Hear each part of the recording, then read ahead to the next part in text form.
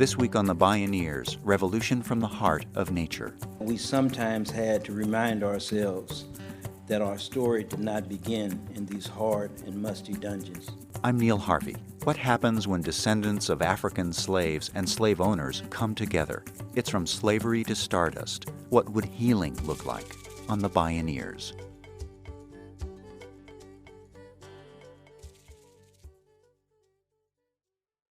What is it like to be in someone else's skin, if that's really possible? What if the color of the skin is different, say black or white? What might happen when the descendants of a white slave trader and of black people who were enslaved meet? What would healing look like? That is the brave and wrenching journey embraced by Thomas DeWolf, whose white ancestors were once the biggest slave traders in the United States, and Belvie Rooks and Dedan Gills, who are descendants of African slaves. Join us for From Slavery to Stardust, What Would Healing Look Like? With author Thomas Norman DeWolf, producer and thought leader Belvie Rooks, and Dedan Gills, poet and former Black Panther. My name is Neil Harvey. I'll be your host. Welcome to the Bioneers, Revolution from the Heart of Nature.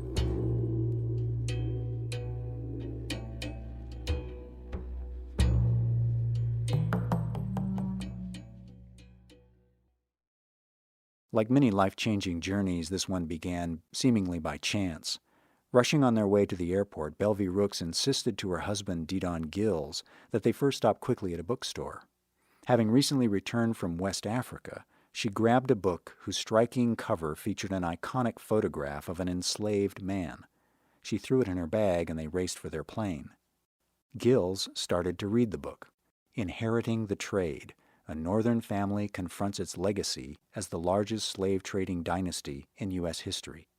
He was stunned by its power, but just couldn't get Belvie to read something she said was, quote, about a bunch of white people who owned a bunch of black people.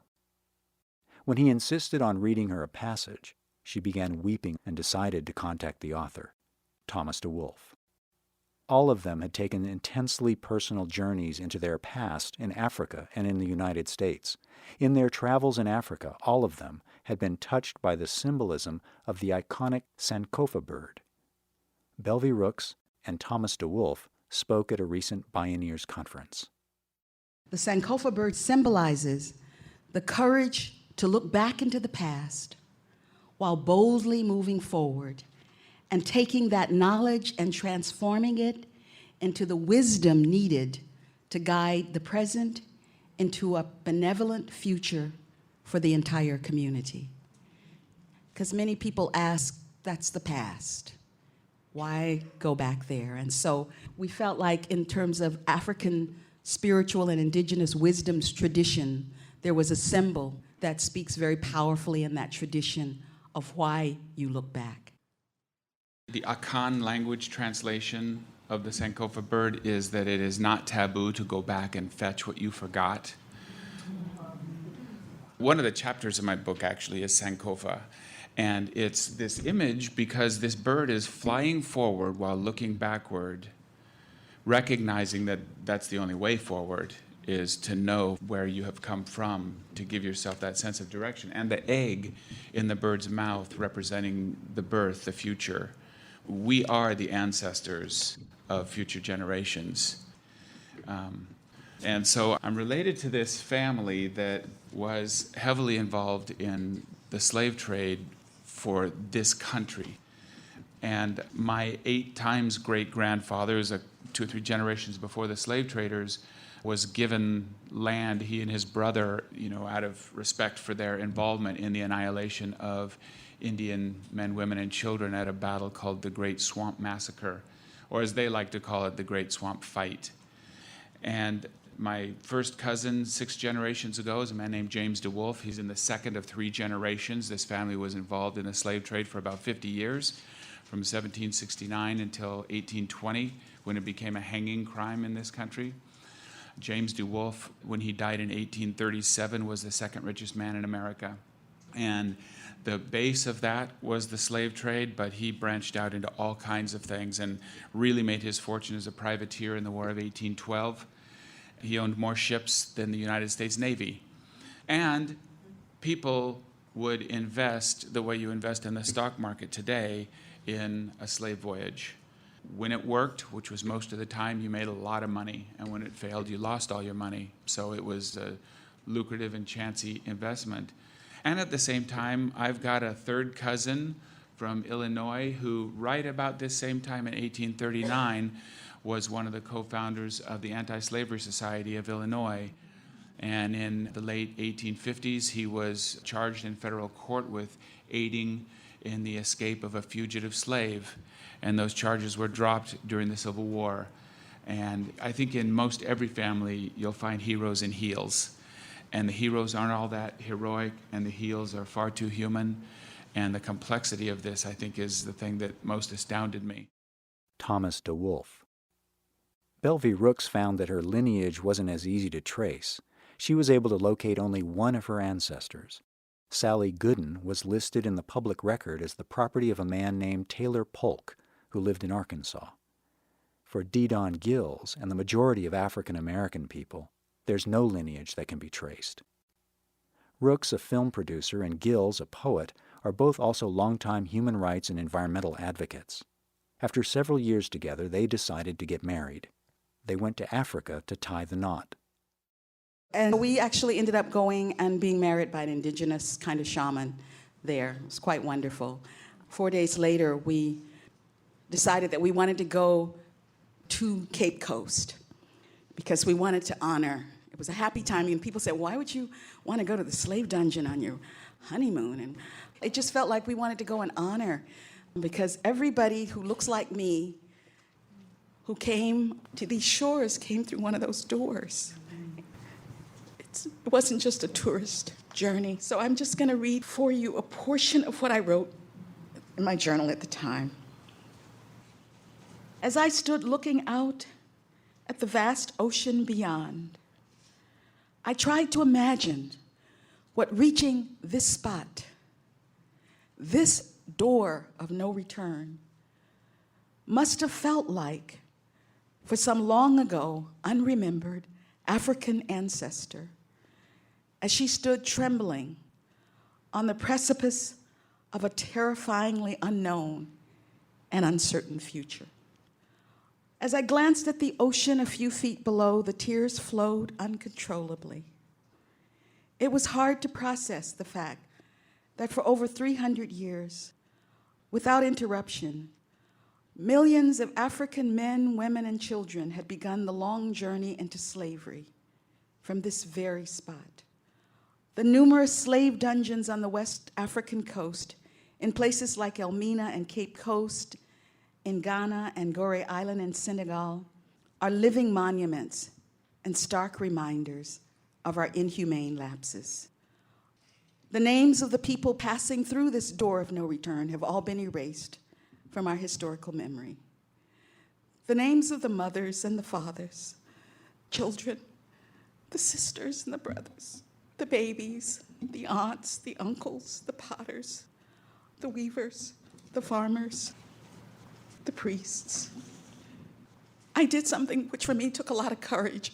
I went and sat in the women's slave dungeon because I felt like sometimes you do what's hard. And that was hard because we had heard so many stories about the women, and the one that I couldn't get out of my mind, and I still can't, and there's a kind of a little courtyard outside the women's dungeon.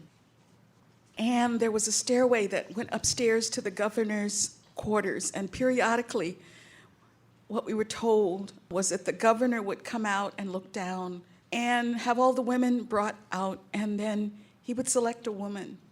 It was often a virgin, and they'd have to clean her up, and she would be the woman who'd have to go up the stairs. And I needed to sit in that dungeon to try and feel what it was like to be a part of that community of women who prepared this young woman for that journey.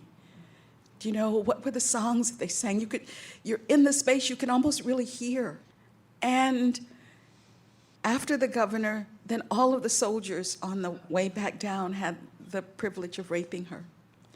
So I had to try and imagine what was it like to be a part of a community of women that welcomed that broken soul back into the community.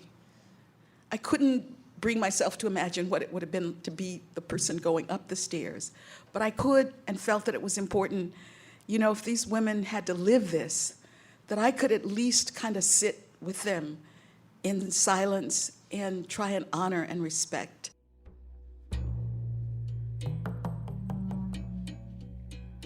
From Africa to America, and back to Africa.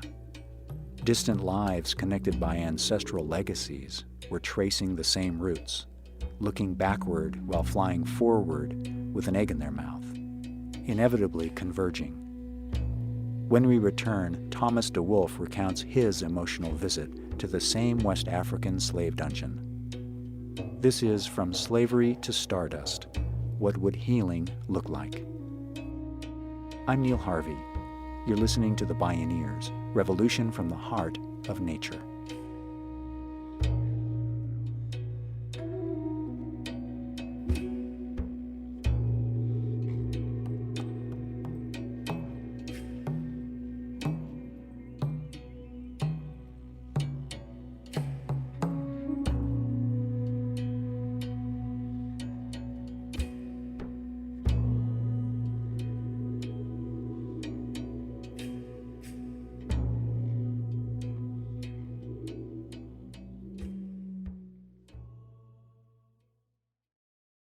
Bioneers Radio is made possible in part by John Masters Organics. Feel good about looking good. Learn more at johnmasters.com. To explore more Bioneers radio shows and conference videos for free, visit bioneers.org. Writer Thomas DeWolf and 9 of his family members traveled to Ghana, West Africa, as part of their terrifyingly personal documentary film about their family lineage. At age 47, DeWolf had been devastated to discover he was related to the most successful slave trading family in United States history. His distant cousin, filmmaker Katrina Brown, wanting to confront their legacy head-on, produced the documentary Traces of the Trade, a story from the Deep North. In the film, DeWolf joined his family members to revisit the sailing voyages of their Rhode Island ancestors in the late 1700s and early 1800s.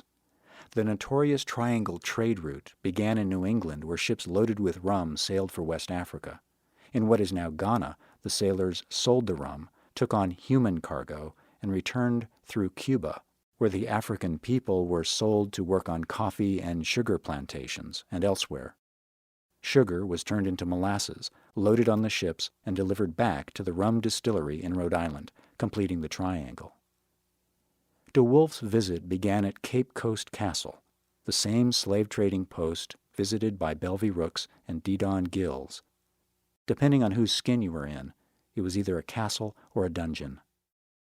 When our family was in Cape Coast, we met with Professor Kofi Anyidoho, who's a professor of literature at the University of Ghana at Accra, and he spent a day with us talking with us about slavery, the system of enslavement from the perspective of West African people.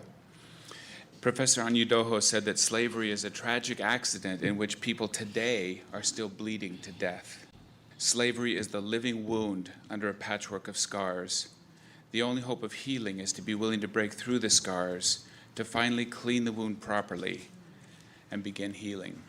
So we took a tour with Professor Anyidoho. The family descended from the palatial quarters of the slave traders into the hideously claustrophobic, airless dungeons below. Small trenches carved into the floor collected sewage with no drainage. What might it be like to be in someone else's skin? Thomas DeWolf read from his book. Suddenly, we're plunged into pitch black darkness. I literally cannot see anything. The battery pack for the camera just died. And Jeff, our sound guy, says it'll take at least 10 minutes to go to the van and replace it. A male voice sighs, "Get out your flashlights." A female voice replies, "Why don't we not? Why don't we just sit here in the dark?" Nothing more is said, and it remains black. I feel my way to the wall and sit on the rock floor. It doesn't matter if my eyes are open or not. The view remains the same. No one speaks. My thoughts drift in the silence. I breathe in deeply, exhale slowly, and calm my anger. And I begin to put myself into another time, another body. I imagine being here 200 years ago with no lights, no comforts. Only those 3 small holes far above connect me with the world outside this hard room and stifling heat. I can't focus in the blackness. I can only hear and feel and smell. And what I hear and feel and smell are the worst things I've ever sensed in my life. My heart beats rapidly within my aching body, and thoughts turn to those I love. Where's my wife? My last image is the utter panic on her face as I'm beaten and torn away from her and our village.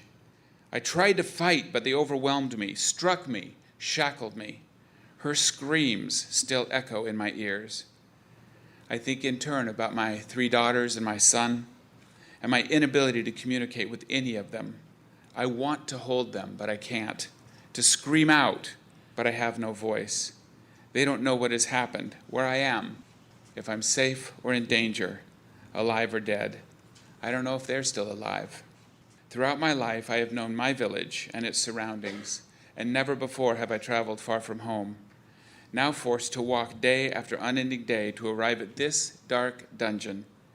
I wonder if I could ever find my way home again, even if I were to escape. Many people died along the way. I see nothing but hear groans all around. Some men weep, others scream, and I feel their anguish the same as my own. I can't move without bumping up against others. Our tears drop to the hard floor and mingle with urine and feces and blood from our wounds. Breathing comes hard in the suffocatingly hot, unbearable air. 200 men lie crammed in this room. We sweat, breathe, cry, bleed, vomit, piss, and shit together. Yet I am alone. My heart pounds. I hear others weeping quietly. And for the first moment in my life, I have an inkling of what total despair feels like. Unimaginable horror envelops me, pierces me. Tears stream down my cheeks. I also know I'm a white man in the year 2001, and I will walk out of here soon. I will see my wife and children again, and someday I'll walk hand in hand with my grandchildren on the beach back home. I'll barbecue salmon and sip wine with my friends. I can't know the real horror of this place, comprehend the totality of the loss, the despair. I feel worse, more alone than I've ever felt in my life, yet I am only scratching the surface of the scar. I take another deep breath because there's nothing else to do. I force my mind to go blank. I don't want to think about this anymore. Where's the damn battery for the light? I need this to be over. Breathe, I tell myself, breathe. I wasn't aware that my eyes were closed until I hear the professor's voice. The battery pack has been replaced, lights are on, and the crew films. I glance from face to face at each of my cousins and sense a new depth of knowledge that did not exist 30 minutes ago.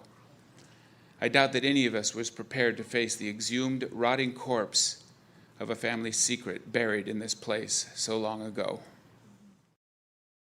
Like Thomas DeWolf, Belvie Rooks was plunged into the pit of despair by the abomination of the slave dungeons. All she could do was cry and cry for 2 days, forgetting, she said, everything she knew and believed. Until, that is, her husband, Dedan Gills, asked her a profound yet disarmingly simple question. What would healing look like? In this bottomless nadir of woundedness, Rooks remembered something African elders had told her to do after visiting the dungeons. Go and wash your feet ritually. You don't want to walk with all that suffering. And so part of what came to mind was a poem by Alice Walker. It's called Torture. When they torture your mother, plant a tree.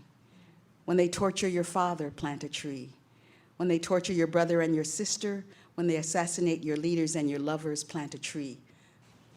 So there was something about a vision of commemorating all of these lost souls, and that Dedan and I talked about, by planting trees that would both help the planet as a whole, even though it came out of a very specific place of woundedness. It would help us all.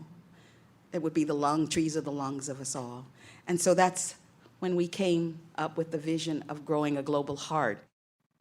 Dedan Gills, But specifically around the African slave trade, where this vision grew out of, I thought, what a great opportunity to call in our ancestors, our nameless ancestors, into this moment in time that we live in today, and ask them to literally, spiritually inhabit those trees that we plant and give their life meaning. We're their ancestors. This is a way for them to caress us, for them to touch us, for them to give us fresh air in our times, at this cataclysmic time in our history, when air at 390 parts per million, the carbon content in the air. One of the most important things you could do is plant a tree right now. And to plant a tree in memory of all these dismembered souls that's across the world, and particularly Africans who perished during that horrific slave trade. But I think the most fundamental thing that any of us could do is really declare peace with ourselves, declare peace with our fellow man and woman. I heard you. And declare peace with our environment.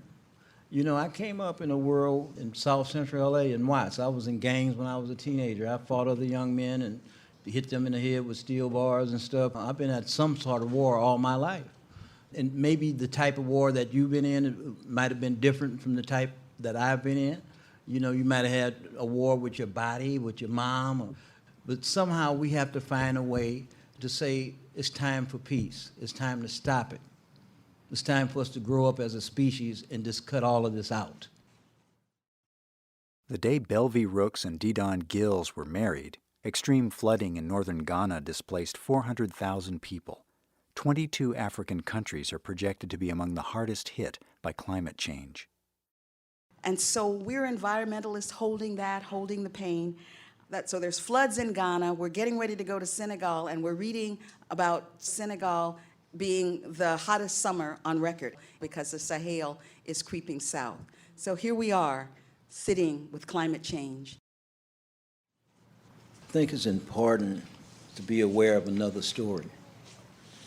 And so I wrote this while I was reflecting on our journey there. Part of what kept us centered throughout this beautiful, tumultuous, and sometimes painful journey was that we sometimes had to remind ourselves that our story did not begin in these hard and musty dungeons, but that our journey started billions of years ago in the darkness of timeless space, and that like the particles of ancient stardust that pulsates through our body, we have paused but a moment in slavery's path. And despite all odds, predictions, and expectations, we, as descendants of the tribe of the Middle Passage, with all of its pain and suffering, continue to travel the sacred journey, dreaming of new possibilities and new ways of becoming together. I realized the suffering and the slave trade was only part of our story. One night, while looking up at the magnificent, pitch-black equatorial African sky, in which the stars seemed surprisingly close, their brightness invited me to remember the greater story of our common journey and our common ancestry. Dedan Gills, Belvie Rooks, and Thomas DeWolf. After making the film, Thomas DeWolf wrote his book, Inheriting the Trade.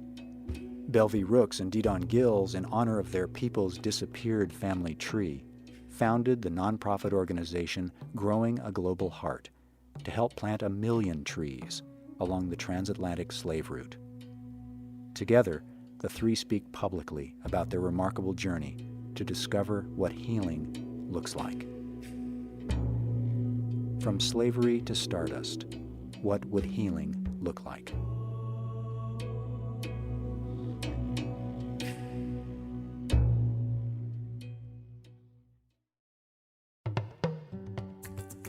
Many more Bioneers radio programs and conference videos are available online for free at bioneers.org, where you can also find out how to attend the annual Bioneers Conference and local Bioneers satellite conferences near you. Bioneers' voices are heard more widely with your support. Join by visiting bioneers.org or call 1-877-BIONEER. The Bioneers Revolution from the Heart of Nature is a production of Collective Heritage Institute. Executive producer Kenny Ausubel. Written by Catherine Stifter and Kenny Ausubel. Senior producer Neil Harvey. Managing producer Stephanie Welch. Production management Aaron Leventman and Chuck Castleberry. Station relations by Creative PR. Distribution is by WFMT Radio Network. Original recordings provided by Focus Audio Visual. Interview recording engineer Jeff Westman. Our theme music is taken from the album Journey Between by Baka Beyond and used by permission of Hannibal Records, a Rykodisc label. Additional music was made available by Sounds True at soundstrue.com. For more music information, please visit bioneers.org. The opinions expressed in the Bioneers Revolution from the Heart of Nature radio series are those of the presenters and are not necessarily those of Collective Heritage Institute, the underwriters, or this radio station. My name is Neil Harvey. Thank you for listening. I invite you to join the Bioneers in inspiring a shift to live on Earth in ways that honor the web of life, each other, and future generations. This is program number 1011.